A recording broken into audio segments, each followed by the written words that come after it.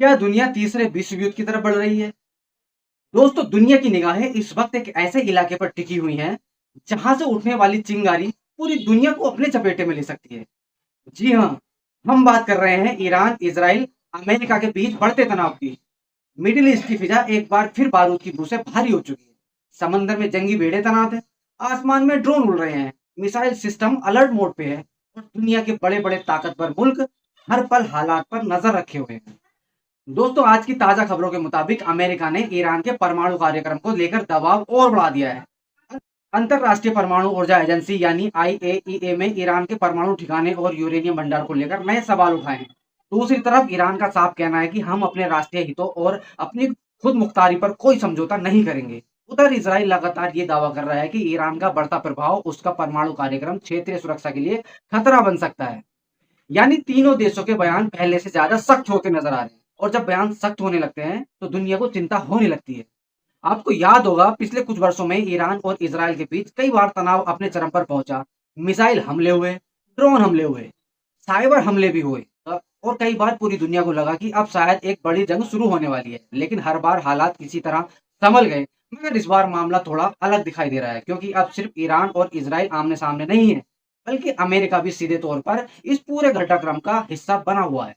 अगर वहां तनाव बढ़ता है तो तेल की कीमतें बढ़ जाती हैं। अगर तेल महंगा होता है तो दुनिया भर में महंगाई बढ़ जाती है और अगर महंगाई बढ़ती है तो असर सीधे आम आदमी की जेब पर पड़ता है। यानी दिल्ली में रहने वाला आदमी भी इस तनाव की कीमत को चुका सकता है, मुंबई में रहने वाला आदमी भी, लाहौर में रहने वाला आदमी भी और लंदन में रहने वाला आदमी भी। यही वजह है कि पूरी दुनिया चिंतित है। जंग की सबसे बड़ी त्रासदी ये होती है कि फैसले कोई और लोग लेते हैं, लेकिन कीमत करोड़ों आम लोगों को चुकानी पड़ती है।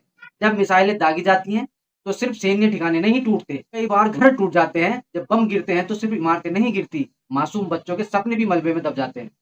माएँ अपने बेटों को खो देती हैं, बच्चे अपने बाप को खो देते हैं और इंसानियत सबसे ज्यादा घायल होती है। आज अमेरिका कह रहा है हम अपने सहयोगियों की सुरक्षा करेंगे। इजराइल कह रहा है हम हर खतरे का जवाब देंगे।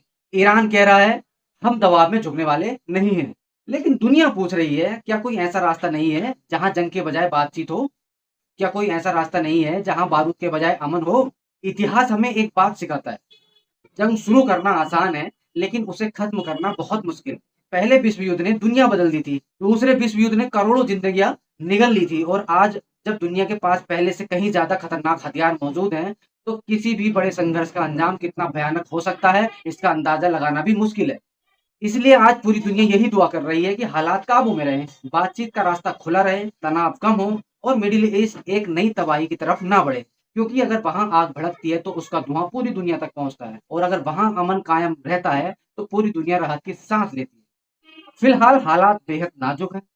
हर नया बयान, हर नई सैन्य गतिविधि और हर नई कूटनीतिक बैठक दुनिया की दिशा बदल सकती है।